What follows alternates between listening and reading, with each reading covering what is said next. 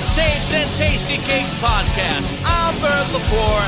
He's Samuel Monte Carlo. We're hanging here with Angry Mike D, and we talk about music, movies, and so much more. All right, guys, Mixtapes and Tasty Cakes. We're going to start off a little different this week. This week, we're going to start off with some stuff that's going on in the media, music, entertainment, like around that kind of stuff. So we're going to try and do this every week as a part of our segment. So I'm going to open up with the first one. And I don't know if Mike's seen any of it yet, but I know Damo did. They aired the first 3 episodes of Pam and Tommy on Hulu. And boy, was it crazy. Damo, before I even give my thoughts, what was your thought on this? It just, I didn't really have high hopes going into it, but it's just bad. Just like the acting is just awful. Just like bad dialogue. It's like the Pam Anderson is spot on. She's really good. Dude, did you see a picture of her? They spent like 4 hours, they said, work on the makeup. It's totally different. Like it's insane. I know, it's amazing. It's insane. The Tommy Lee guy looks like if somebody played Tommy Lee on Saturday Night Live. in a skit, right? Well, he's from far away, he's spot on, but he's a little shorter, than Dude, Tommy Lee, but it's like Saturday Night Live. Who's the Saturday Night Live guy that does like the Kiwi guy? Chris Kattan. Yeah, Chris Kattan. Yeah, it's like if he played him or something. So now the rest of the reviews, I've seen some people who've seen the whole. Well, I've heard on like YouTube and stuff, people that've seen the whole thing, and they're giving like rave reviews. So it must get good, I guess. I hope. It's just kind of. We're gonna watch it. We're gonna. Oh, watch me the too. Rest Me too. We're already in. Now, so the story's based around his dick, pretty much. I mean, that's all you see. You can't not see the package the whole time. It's just I don't go by rave reviews. I didn't even like the Motley Crue movie. I don't know. I didn't think that was that good. Yeah, but it was okay. It was. But Damo, did he have to be in his underwear the whole time? I mean, it's like. Well, I mean, I think he was on that boat. Yeah, he was. I think he even had less on at one point. Well, the captain was honking the horn for sure. He had his third drumstick out there. Yeah.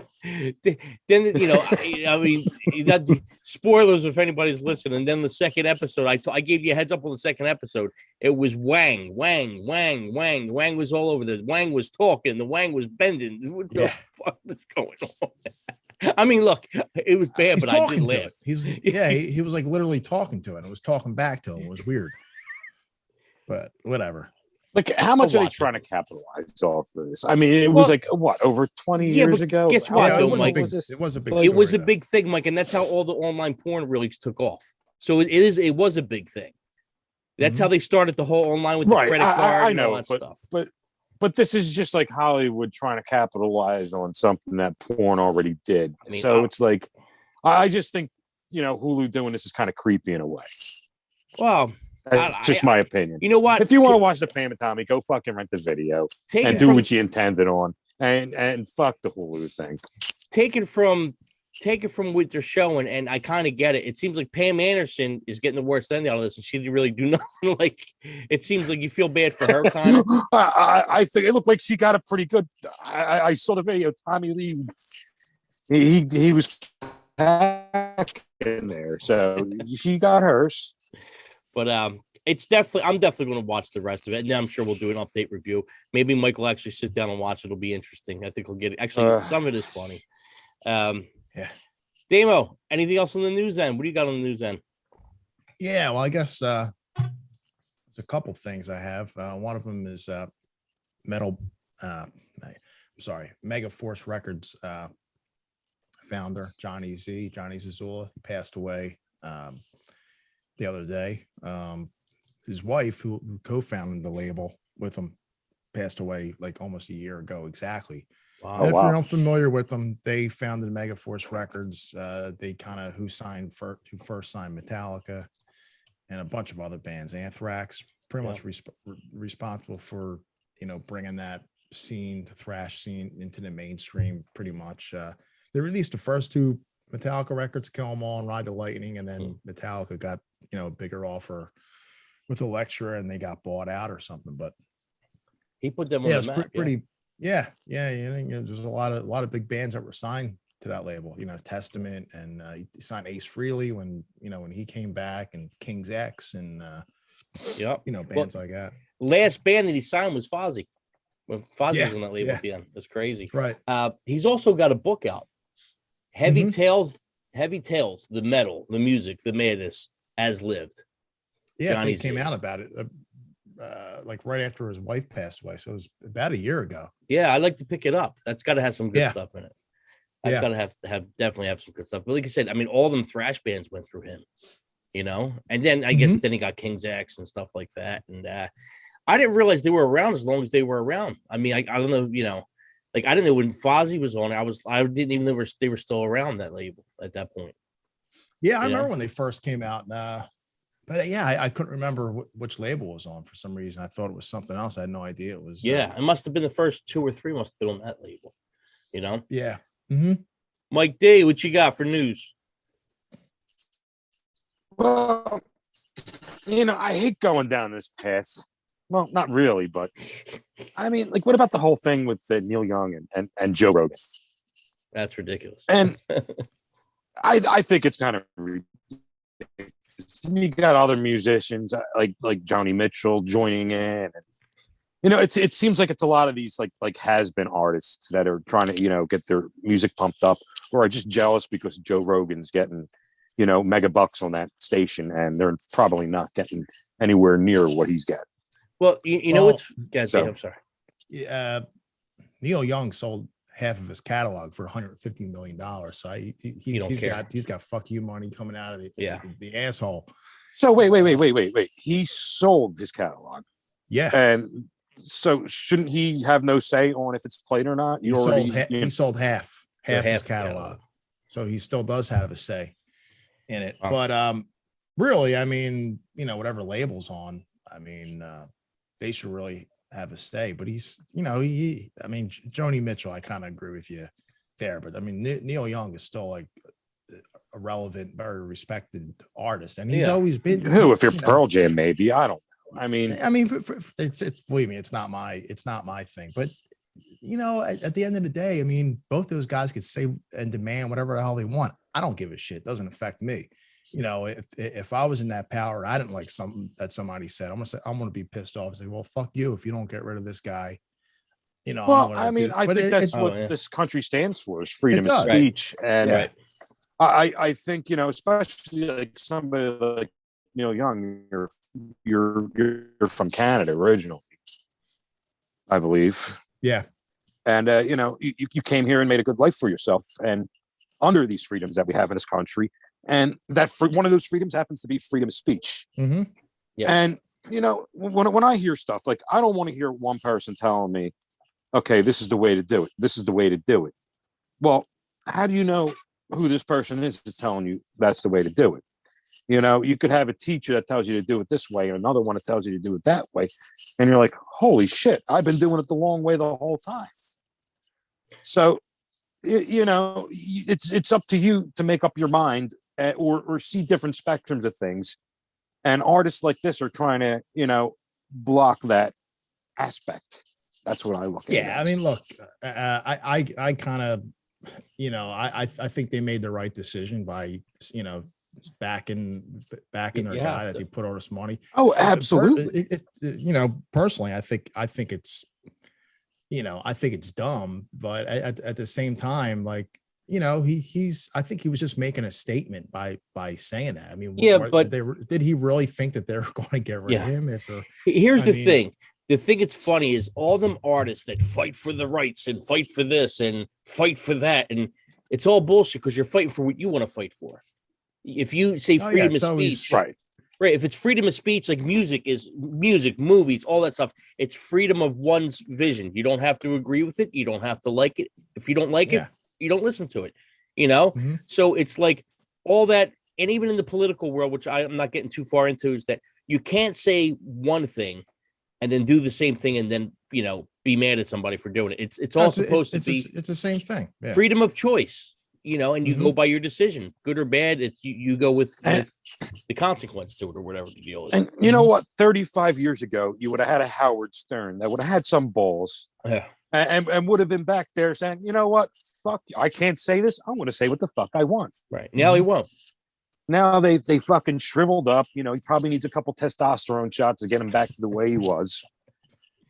It's just fucking ridiculous. It's just all these people that use their freedoms in the past, and now they want to confine people from using their freedoms that they already fucking used and abused. It's like movie stars. Oh, I'm against this violence and gun violence, and meanwhile, you're making all your money off these movies that you're holding a gun. Right, and that's the deal. You know what? You're a fucking actor, and you say, "Hey, I'm against guns, and I'm going to go against the NRA and this and that." Then you know what? I better never, ever fucking see you in a movie that involves a gun. Right. Yeah. Right. I mean, it's ridiculous. It's freedom. It's Practice freedom what of you speech. fucking preach. As long as you're not hurting anybody, you should be able to believe and do whatever you want to do. As long as you're not hurting nobody or yourself, and believe your own thing. But don't shit on somebody else for believing their thing. It's just you just agree to disagree to do your own thing. I mean, really, and I even commented on a post with this. It's like, you got to be a complete fucking idiot anyway if you're going to get your medical information from a podcast guy. I'm actually, I like his interviews.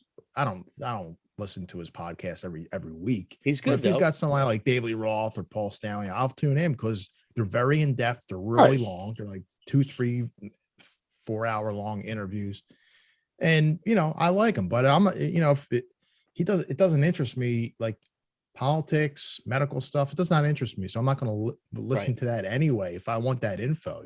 So it's like, right. But the other thing, because it kind of stirred up a lot of stuff last week, was that everybody was talking about Spotify. Well, you know what?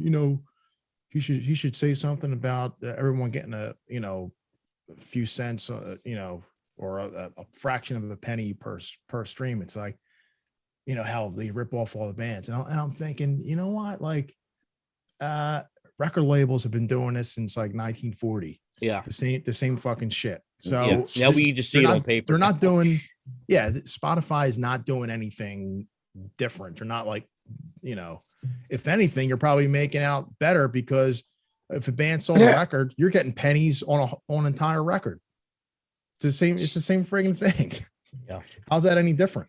I mean, with the thing moving in with vinyl and all that stuff, and physical format starting to take off again, that's where, hopefully the artist will make some money. The streaming stuff, listen, if you're a fan, you have to be a nut not having a streaming service, because for $10 a month, $12 a month, you have almost everything at your fingertips. And you could try different stuff. If you don't like it, you don't like it. And if you like it, if you decide to buy it, you buy it. If not, you just, it's a no-brainer. It's a no-brainer. I mean, really, absolutely. The no-brainer thing is just put your shit out on your own. You don't need a record label, especially if you're like a big established band or something. You don't need a label. If nobody's buying your records to begin with, just put them up on the streaming services, record it yourself, and get all the money, and just hire a publicist. Well, I never understood the Kiss thing with that. Because they got their deal where, you see some of the behind the scenes with Gene Simmons' Family Jewels, and how he kind of wheeled in deals, like some of these deals where it's never his money. It's kind of like he's the name. He brings in some of the money guy. Mm-hmm. Great. I mean, it's interesting. But like Kiss did the deal with Walmart. I guess Walmart paid for the record. So if they did it themselves, they should be able to make. I don't understand how a band like that just don't. Yeah, well, they did do it themselves at that time. I think they were off the label. That's why they did it. But they negotiated the deal where it still was through Walmart. You can't get Sonic Boom right now on vinyl. No, you can't. It's, unless they reissue it or something. Because that was the deal. It was. That was for a certain amount of time. Yeah, it was a deal for a certain amount of time, or maybe, which is crazy, 20 years or whatever. But yeah, it's funny. I was thinking about that today, as a matter of fact. But yeah, I mean, all the other records, if you see a greatest hits album, it's not like, they don't get together and say, hey, let's put out a greatest hits record. It's somebody at the label that does it, Yeah. But so I guess let's go down the next thing here. Let me make sure I got my list up here. The inductees, even though I'm sure we'll do a show on this, the inductees of the Rock and Roll Hall of Fame. We got the list today. So we won't go too far into it, because I'm sure we'll do an episode on this. But this is the nomination list right now. Beck, Pat Benatar, Kate Bush, Devo, Eminem, Duran Duran, Eurythmics, Judas Priest, Fela Kuti is back on, New York Dolls, Lionel Richie, Carly Simon, and Tribe Called Quest, Dionne Warwick, and Dolly Parton. Now, I mean, how many go in, Dane? 5. Okay. Well, let's all pick our 5, just our personal. Even though we'll do an episode on this. I'm saying, I'm looking at the list. Pat Benatar, I think should be in. Duran Duran, I think should be in. If you put LL Cool J in, you have to put Eminem in, even though I'm not a rap guy. That's 3. Judas Priest should go in 4, and the New York Dolls 5. They would be the 5. New York Dolls, not that I'm a big fan, but they were so influential in that whole scene. You know? Yeah, I mean, I don't know. I don't even want to. Well, they put the Sex Pistols in, so right. They had one record, right? One record. Yeah. Mm-hmm. Crazy. Yeah. Well, it was you got to. They look put at, Guns N' Roses in. Yeah, you got to look at more. Did they put Guns N' Roses in? Culture. Yeah. It's a cultural phenomenon too. All these things, they influence whether it was one record or 20. Some bands have a bigger impact, like Guns N' Roses, for instance. But I'll tell you who is probably going to get in. Okay, let me hear your going to get in list. Okay, I think Eminem is a given. Yeah. He's going in. That's 1. Dolly Parton's going in. Yeah, I could see. How is she not in already? Right. Is she in as a songwriter maybe already or no? I don't know. No, she's in the Country Hall of Fame where she should be, and she's in the Songwriters Hall of Fame where she should be. She should not be in the Rock and Roll fucking Hall. Right. Now she's in another 2. Yeah, I guess in today's standards though, but it's I don't know, man. You want to put country people in? Years ago, they gave them the finger at everybody. We're going to start. We're our own genre. We're starting our own Hall of Fame, and it's not like some little. In some little house or something, it's actually a pretty big deal, the Country Music Hall of Fame. They don't give a fuck about the Rock and Roll Hall of Fame. So like, why are you inducting them? Like, are the Rolling Stones, they had some country-ish type stuff. Are they in the Country Music Hall of Fame? Right. Got a point there. I don't know why they're doing this. Like, dude, I made this thing today. I'm probably going to post it. This is how ridiculous this shit is. I don't know if you could see it on my phone. Do you see it? Lawrence Welk, Rock and Roll Hall of Fame nominee. Right? Really? I made that. Oh, you made it's not true at all. But it's like if he showed up on the ballot next year, I wouldn't. It would not faze me at all. It's just how ridiculous it is. Dionne Warwick is on there again. Really, Dionne Warwick, like. When I think of rock and roll, like Dionne Warwick is who you think of, or was she Psychic Hotline or something like that? Yeah, she was. But she wrote songs. Friends. She wrote songs, but not rock. It's like, come on, man. Like, but someone like Cher isn't in there. I think I know her more from the Psychics. It's just like Cher's not in there. Really, she's not in there. I mean,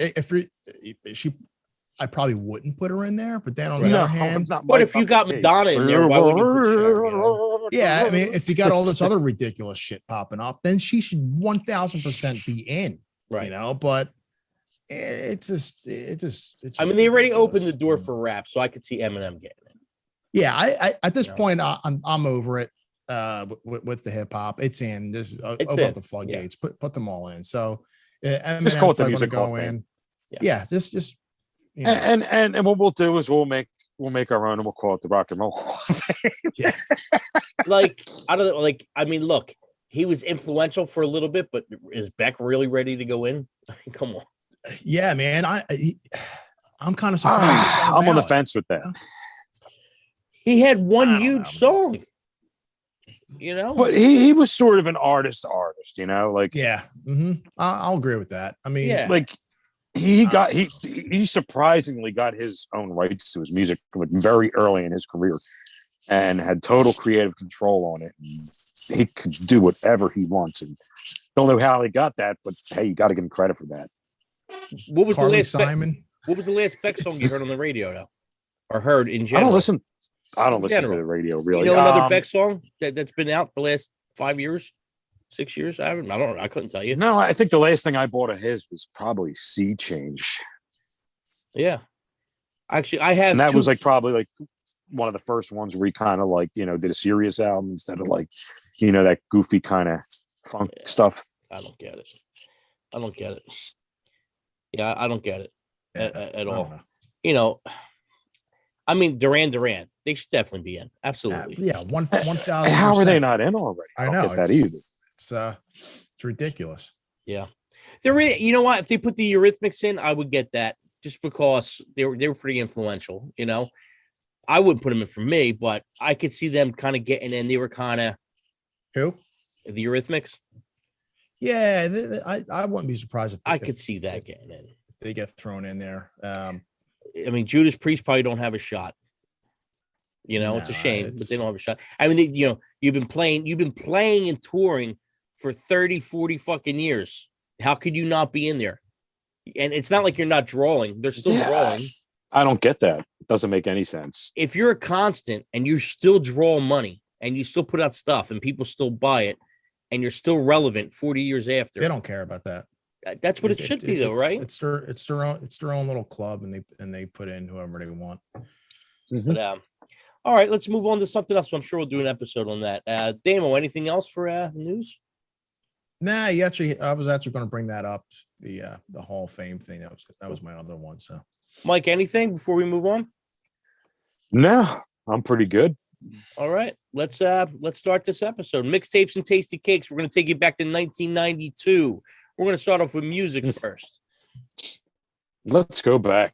Let's go back there for real. Well, let's set the tone here. yeah. Garth This is before everything got bad. Let's set the tone here. Garth Brooks was probably the biggest artist in 92 overall. He was huge. He was huge. I Will Always Love You by Whitney Houston was the top song. Batman Returns was the biggest movie. Super Bowl champs for the Redskins. They beat the Buffalo Bills. NBA champions. Chicago Bulls beat the Trailblazers. Portland Trail. I can't even say it. Portland Trailblazers. Stanley Cup. The Penguins beat the Blackhawks. And the most popular toy was the Talking Barney. Remember Barney? Pretty bad. So that brings us up to some albums that we got listed here. We all picked a bunch of albums, and we're just going to talk about them. And we're going to start off with Damo first. Damo, the first one on our list is Stone Temple Pilots. Oh, I'm sorry. Yeah, let's go with Stone Temple Pilots first. Stone Temple Pilots core, Dame. What you got? Yeah, man. It's I didn't like it at the time, but I kind of got into it much later, and I think when they came out, they kind of got a little shit, almost like as a Pearl Jam kind of Eddie Vedder kind of copycat. That was like the first thing I remember. Yeah. Like the first like wave of copycat bands, but they weren't really. I mean, they were pretty heavy, sounding band, and I thought their songs were a lot better. And they definitely lasted the test of time. I mean, that album was huge. Absolutely. Mike D, what do you got in core? Mike D, what do you got on core? Oh, I thought you said Dame. I'm like, wait a minute. I'm like,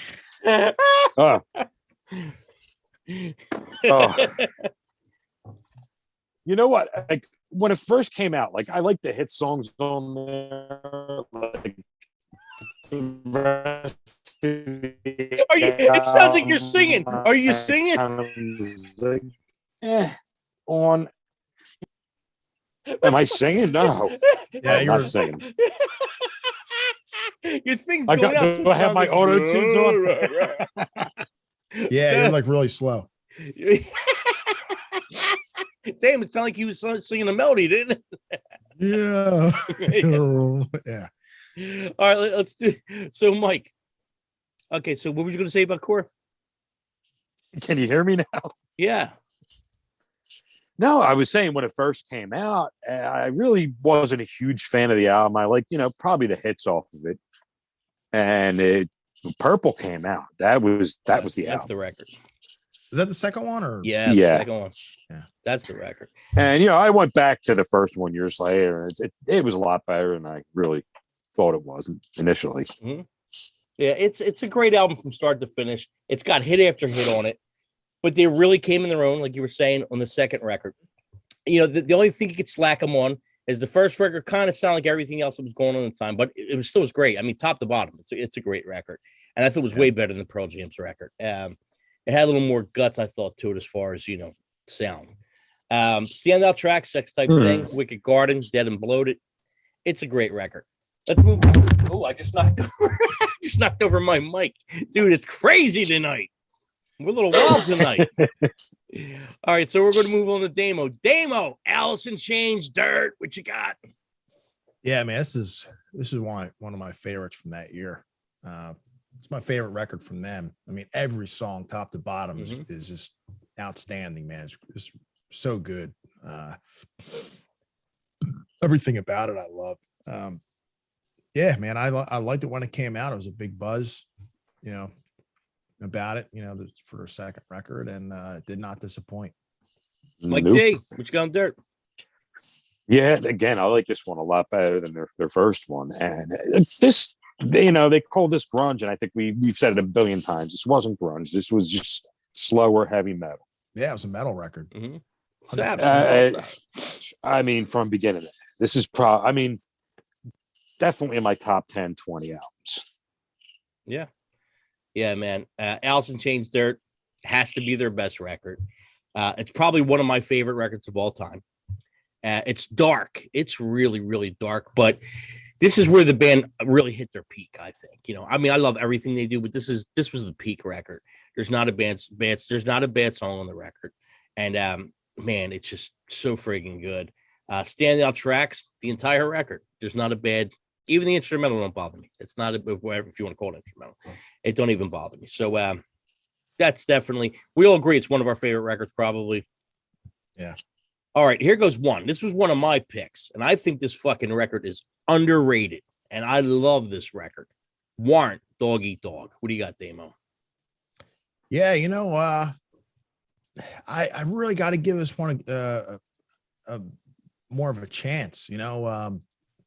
Once in a while I'll put it on, try to revisit it, but I haven't really lived with it. But what I do remember from it was very, very mature record, totally different sound. I really liked the direction that they were going in. Would have been cool to see. I mean, after that, they put out a couple like 100% grunge sounding records. Yeah, went a little too far off. Yeah.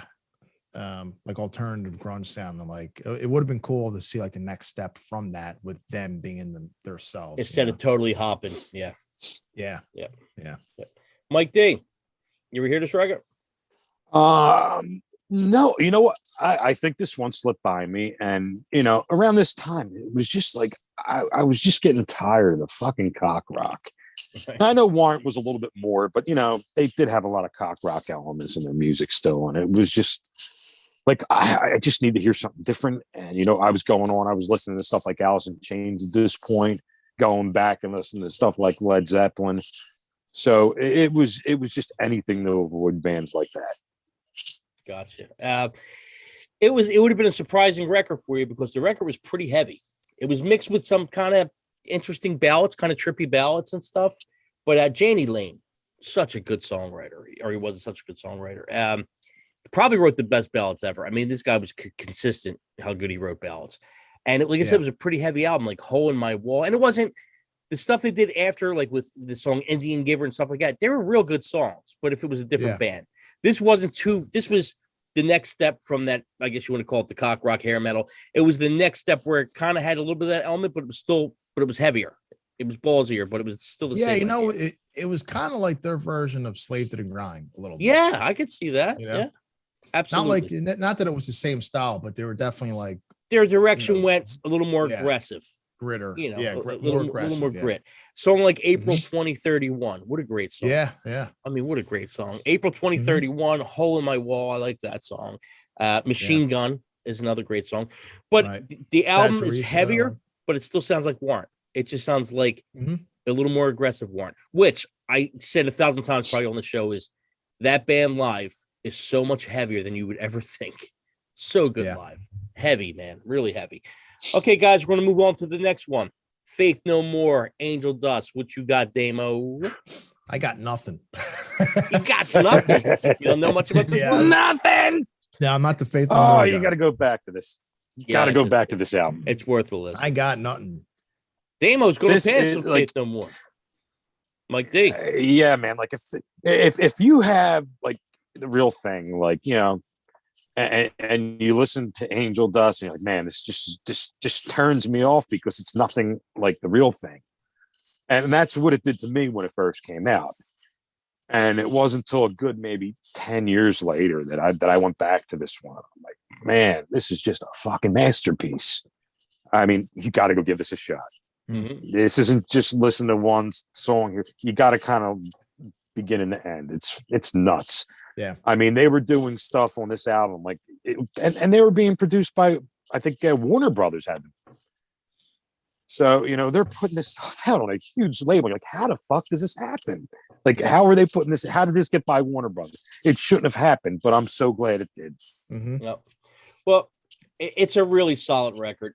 Even though From Out of Nowhere was huge, this is probably their better record. This is probably their best record. I love From Out of Nowhere, but The Real this is Thing probably better. I'm going From Out of Nowhere, The Real Thing. This one's probably better if you look at the landscape of the songs. They take so many musical chances. It still sounds like them. You can still tell it's Faith No More. They still have a little bit of that thing from The Real Thing, that little rappy bump kind of thing going on. But then they'll do something that sounds like country. They'll do like RV, and it's all over the place. But it's probably their best record. Standout tracks: Midlife Crisis, Be Aggressive, Smaller and Smaller is a great song. It's worth re-listening, Dame. You'll probably like it more now than ever, probably. Yeah. Moving on to the next one. Megadeth, Damo, Countdown to Extinction. Man, I played the shit out of this when it came out. It's fucking great. It was like nonstop. I was always listening to this album. Some of the songs were slower tempo, not slow sounding, but it's not like thrash metal speed, right? Tempo wise. But there's some killer tunes, man. Skin of My Teeth, High Speed Dirt. I remember, Symphony Destruction is like a classic now. Sweating Bullets had that really cool, groundbreaking video. Yeah.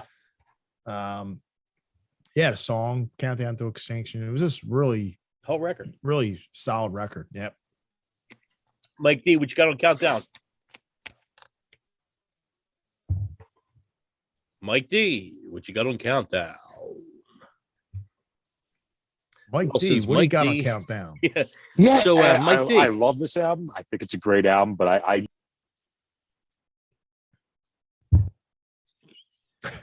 what was that? What? What? Is that a loss for words? We have to start it over again, Mike. Yeah. I'm right here. It's pretty entertaining. Can you hear me? Yeah. Now you're upside down. Now you're sideways. There you go. Can you hear us, Mike? What you're going All right. Mike D, what do you got on I Countdown? Mike D, what do you got on Countdown to Extinction? I love this album, man, and I knew it was going to be the last Megadeth album I bought. It wasn't, but it probably should have been.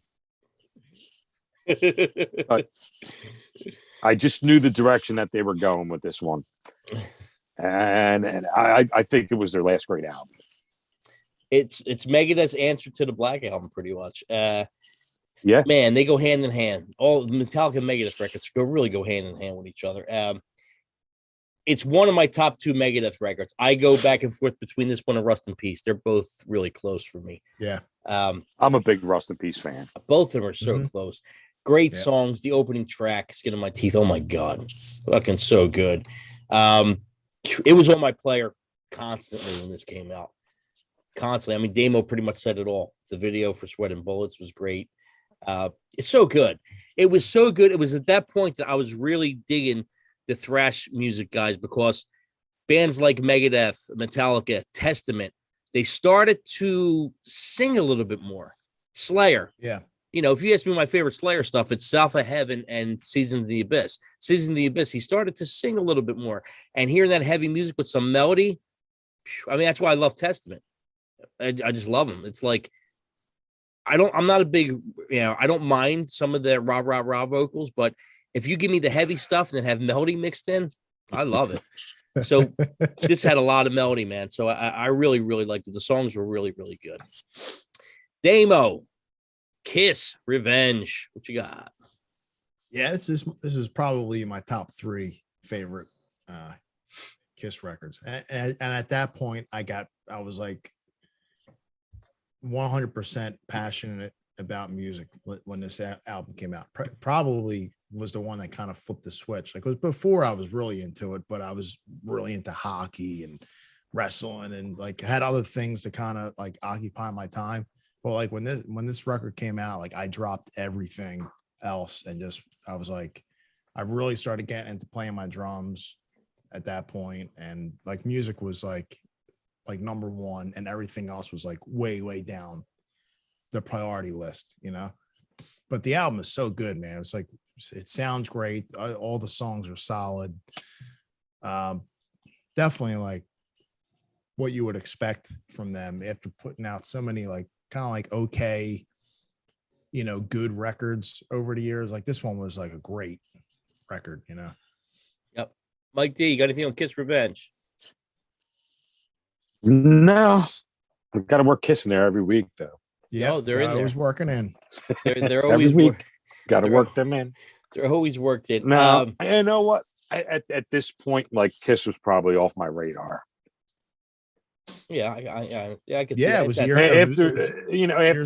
let's put the X and Sax and what's the other one that on that greatest hits album? Rock Hard.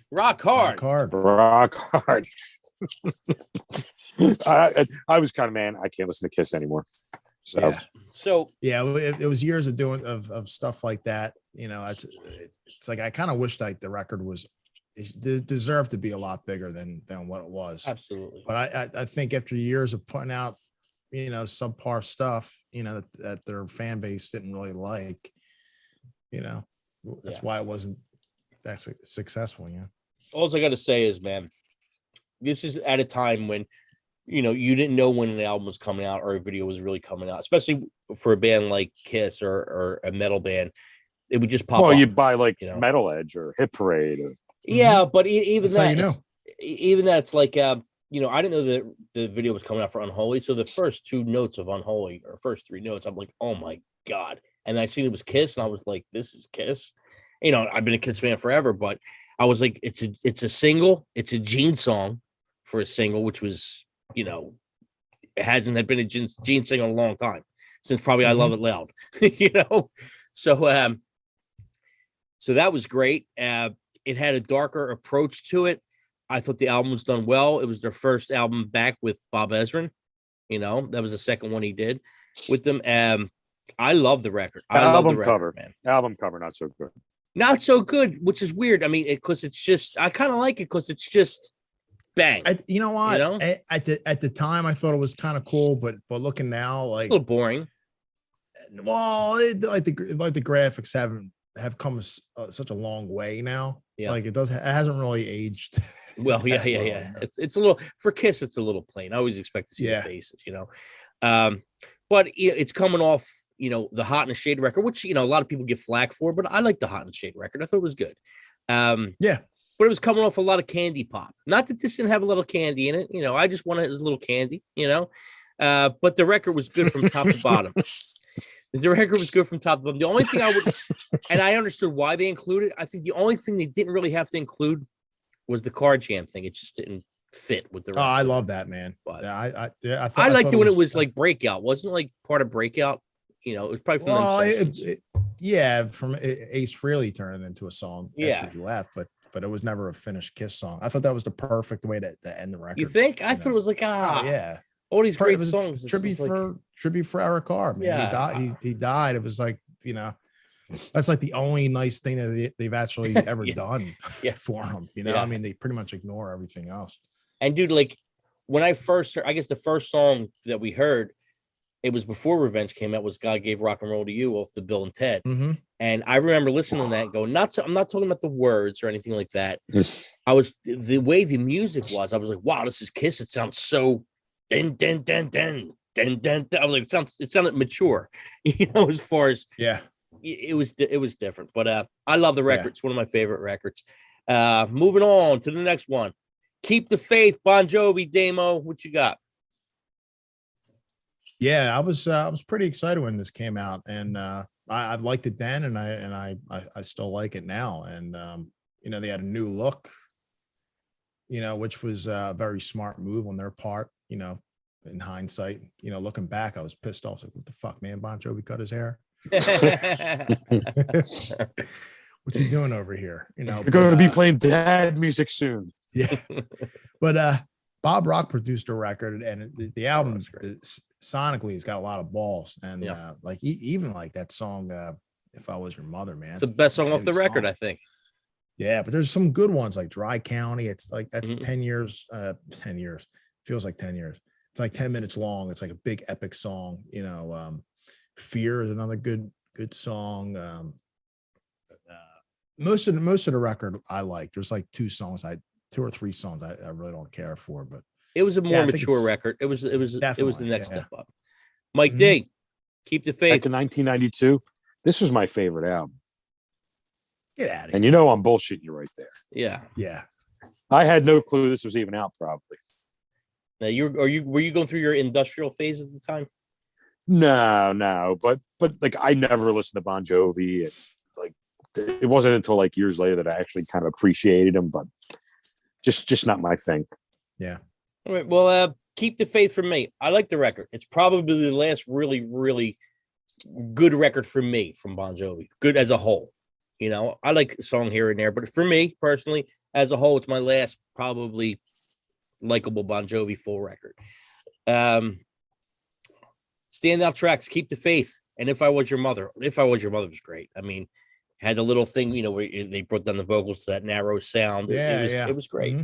It was great. They took some chances on there, but it wasn't so far off. It was the next step, I guess, and then the next step with These Days was probably that next step. And then, whatever came, and even to where he's at now, he's good at that, where as you get older, you can't be singing about the same crap you sang when you were 20. So he actually, whether I like the songs or not, he does it right where, his age bracket he's playing for, Mm-hmm. So he plays his cards right. That's for sure. Yeah. Yeah. I mean, he reinvents himself, and to stay relevant, you have to reinvent yourself, Yeah. It cracks me up. Yeah. He needs to reinvent that hair. Right. What's that? What was that thing? Come on, bud. No, I said what I was going to say is like it cracks me up when I hear people say, "Oh man, I wish he would do like records like the old stuff." It's like, yeah, well, if he did, he'd be playing at the fucking Trocadero or like, or right. Or he's not a nostalgia act. Or a state fair or something like that. Right. He's not a nostalgia act, Right. He's not there yet, which is good for him. He could still sell out crowds playing his new music. Oh yeah. Where most, a lot of the bands that we like that are kind of stuck in that are stuck playing the Cherry Pies and all that, and we love it. But he's one of the few that actually made it through the 80s and can still sell tickets. Yeah, off of his new stuff, Yeah. Oh yeah, he still can sell. He still sells, man. The cup of tea of songs that he writes now are really not my cup of tea. A good song's a good song. But I'm not rushing out to buy Bon Jovi like I used to, but he's still good, Right. Speaking of plowing through the moment and being able to hang with the change, probably one of the few metal bands that powered through the change and was successful. Pantera, Vocal Display of Power. What you got, Damo?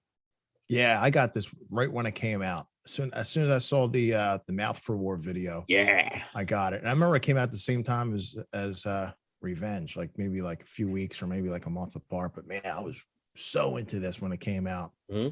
And every time I put it in, even now, pumps you up, like fired up. Yeah. Mouth for War video was so killer, man. It was like right in your face and Walk and A New Level is just, man, when I hear A New Level, I just want to just like deck somebody. You're getting all Fred Durst on us at that point. Yeah. It gets me fired up.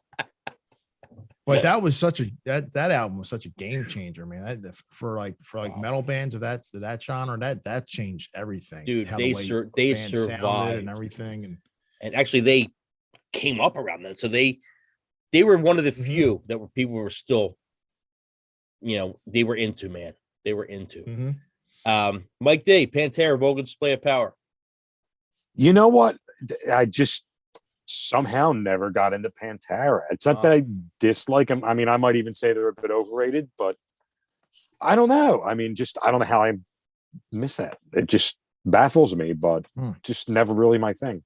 Yeah, I would say that metal band was strong through that grunge era. They were strong. Everyone was singing the line, respect, walk. Everybody was doing it. It was like, yeah, man, everybody. It was a pump up, right? It was a pump up. It's a solid record. It's one of my favorites during that period of time. And Pantera, Cowboys from Hell was a great record. And to say the next level or new level, vocal display of power brought it there. And they kind of stood there with Far Beyond Driven. That was another great record. And then for me, it fell off a little bit after that. But them 3 records in a row, unbelievable. Definitely unbelievable. Top songs for me, of course, are Walk, This Love's a great song, and New Level. They're probably my 3 favorites off of that one. Okay, guys, moving on to this one. And I had this record like 30 years ago when it came out, and it was a good record then. I haven't listened to it in a long time. Dane put it on his list. I re-listened to it and realized, wow, this is a great record. Saigon Kick, The Lizard. What you got, Dane? Yeah, man, front to back, it's amazing record. And it had like one pretty huge hit, Love Is on the Way, which is like, it's a ballad. There's no drums. It might be the worst song on there. It's a great ballad. Yeah, for a ballad, it's a really good song. I mean, I always skip over it, but like every other song, man, it's just like real heavy.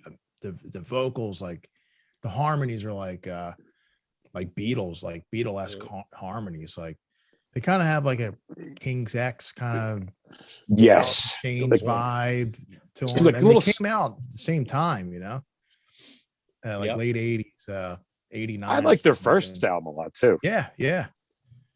Which I think that was like 89 or 9 or something. But man, every song on this is just friggin' killer, man. Let's do it all the time. Peppermint Tribe, that was probably one of my favorites. The Lizard, I love. Peppermint Tribe is great. Peppermint Tribe is one of my favorites. Hostile Youth. Yep. Got a 42nd Street. Yeah. That was another great one. Yep. Great song. So we found one that Mike D really likes. You know what? And I'm surprised I didn't even put this on the list. I saw that. I'm like, oh, Bert must have put that one on there. No, it was Damo. Like, wow. Yeah. Because this is probably one of my favorite albums back then. It's really good. And Love Is on the Way. Great. It's a great song, but it's kind of out of character with the rest of the record. It's totally the opposite side. I love the that's the song that kind of, that broke it. Huge, that made them a little memorable, Yeah, it was a huge hit. Yeah. I mean, really, really good band. I like the fact I was telling Dane the other day, they kind of have their music was relevant. It was heavy enough to stay in the time. The vocals had kind of like a faster Pussycat kind of sound, but more aggressive. And the vocal harmonies reminded me of Extreme. So I was like, wow, it's got kind of it's got a good mix of everything that was going on from probably 88 little stoner rock going on there. It was a good mix. Yeah, it was a good mix without going too far in either either way. All right, guys. I can hear the riff in my head right now. White Zombie. I'll never say this right. La Sex Aristo Devil Music Volume 1. What you got, Damo?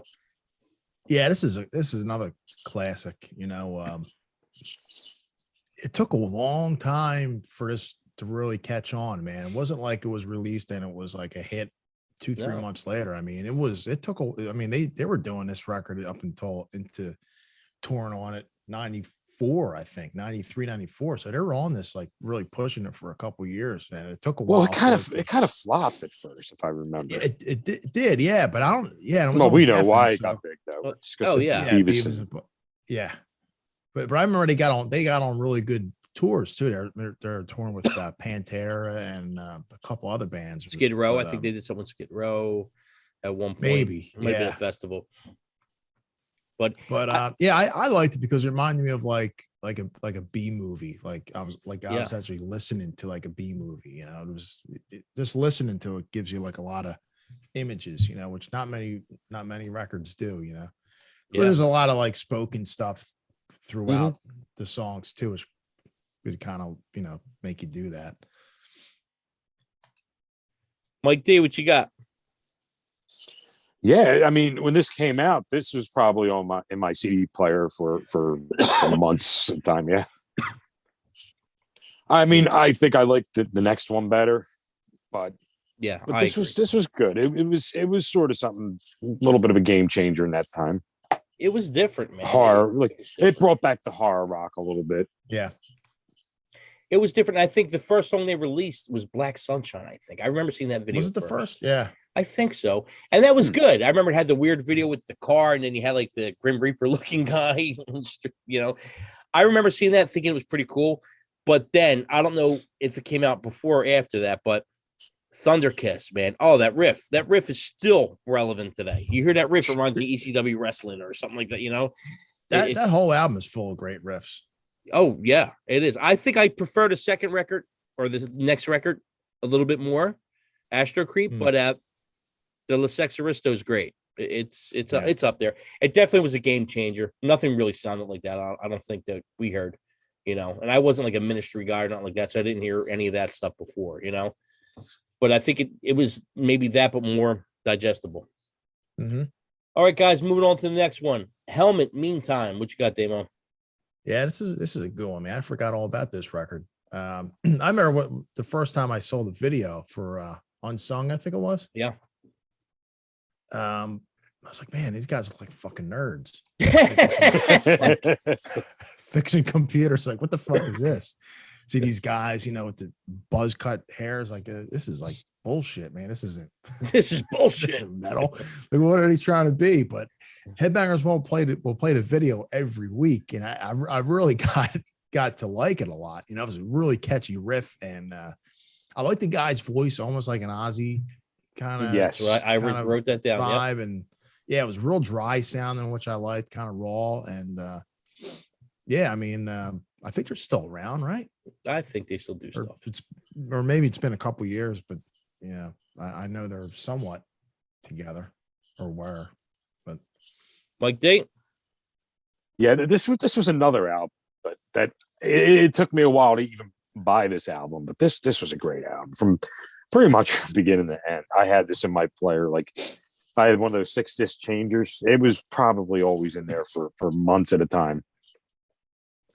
But for me, I remember picking this up because I thought the Unsung song sounded like Ozzy, so that's why I picked it. Yeah, that was probably about it, really. On that sounded like that was about it because I think the record's okay. I'm not really a huge fan. I want to like it more than I do like it.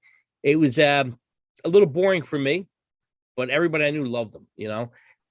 So yeah, even like Betty, everybody praises the Betty record, and I was like, it's all right. Yeah, that was a good album too. But yeah, so Meantime, it was okay. I owned it, Moving on, Rage Against the Machine, debut record. What you got, Damo?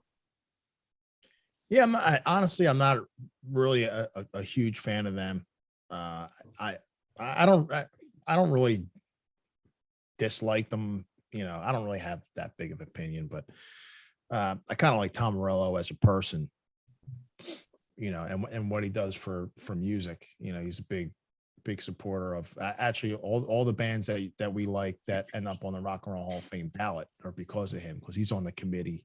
Right. So like the Judas Priest and those bands and any metal that. band, he's the one that always pushes that. But yeah, I remember there was a big buzz when they came out, and they definitely were game changers. I mean, they sounded nothing really sounded like them. I mean, they definitely we talked about like all the funk metal and like little things coming in, but they kind of like took it somewhere else, Yep. Mike D. Yeah, this was definitely I mean, Anthrax did the rap and rock stuff first, kind of, before all this. But when this came out, this was something different. This was just like, even the way the instruments are played, man, it was just like, at least that first album for me was just incredible. After that, it kind of all sounded the same, but this is the album to get if you're going to get one of theirs.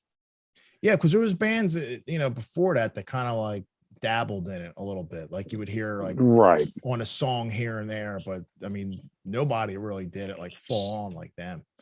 And Tom Morello got some really cool like shit, like coming out of his guitar. Like it sounded like so cool, like nothing. At points it sounded like a turntable, and it wasn't. It was him. Right? Yeah. Sound like scratching or something. Yeah. I usually don't talk high of this band, but there is no denying how different they were, and it was a game changer.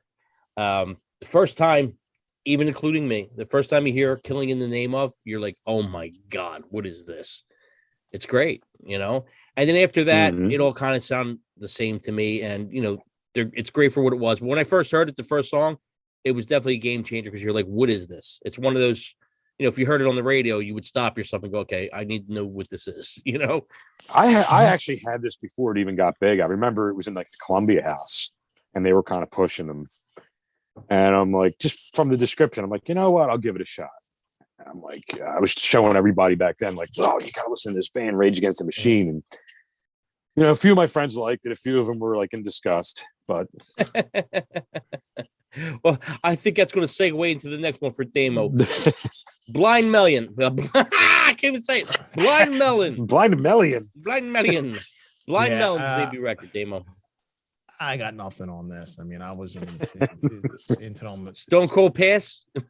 Yeah, 1,000%. I mean, you get a better chance of me listening to like Pearl Jam 10 than this. There you go. Not into it at all.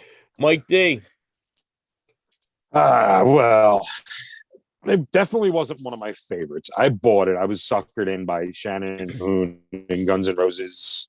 So I was like, I thought this was going to be a little more kick-ass bar music. And I probably should have known even by seeing the video first. But, I guess back then you're a little bit stupid. I was like, maybe the album will kick ass. It just felt like it didn't go anywhere. Yeah. Yep. Same thing. I thought it was gonna be a metal record because of Shannon Hoon with Guns N' Roses, and I was expecting a lot. And the song "Rain's" okay, had that Monkees kind of feel to it, but too hippy dippy for me. Not that big on it. Too hippy dippy. Yeah. Damo. I don't mind all the hippie stuff either, but I don't know. This was just too happy. Just didn't feel like it went anywhere. Yeah. Too much happiness. Yeah. Mm-hmm. Yep. Damo, Def Leppard, Adrenalized. Man, I was really disappointed with this one, and 30 years later, I still am.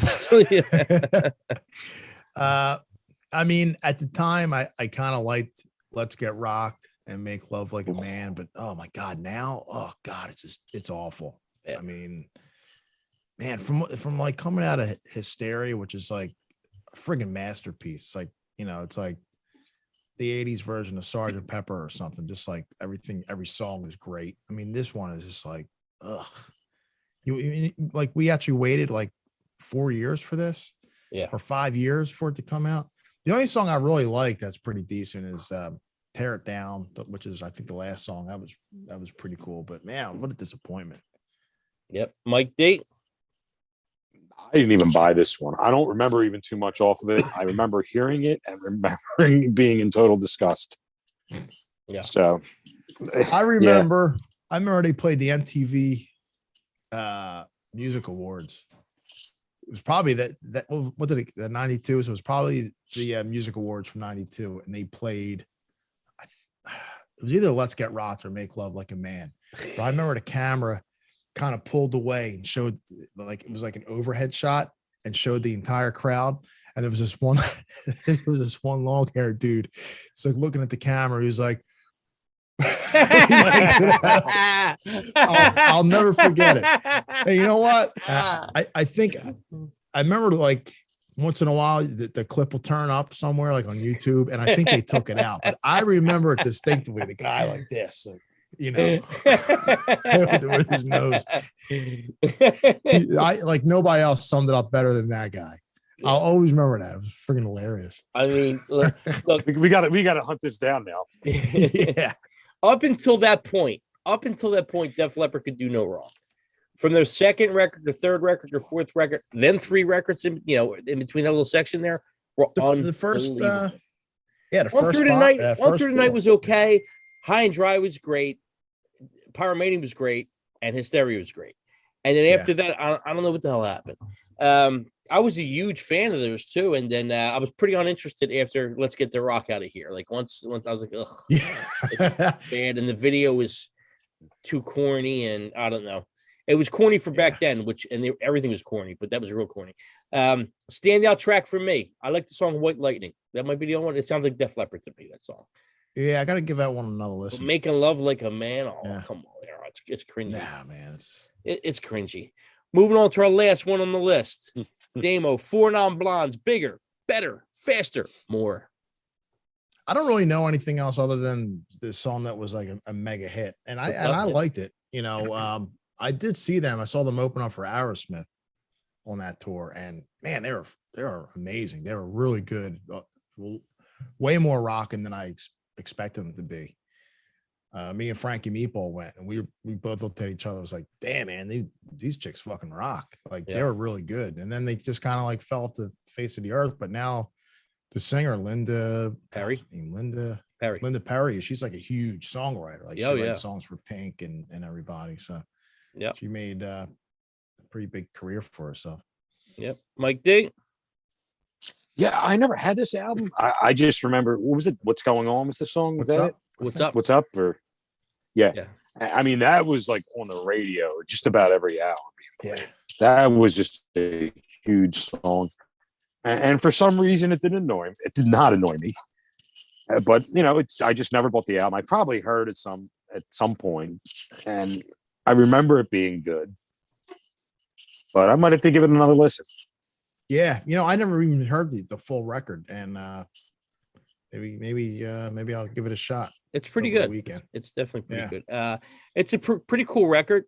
You know, too bad they only did one. You know, as far as I know, they only did one. A solid. They only did one. Yeah, solid all-girl band. Songs are pretty rock and roll. I think you would definitely like it, Dame. Standout track, What's Up, and a song called Spaceman. So there you go, guys. 1992, the year in music. We're going to move on to the year in movies coming up next. So it's going to be part 2.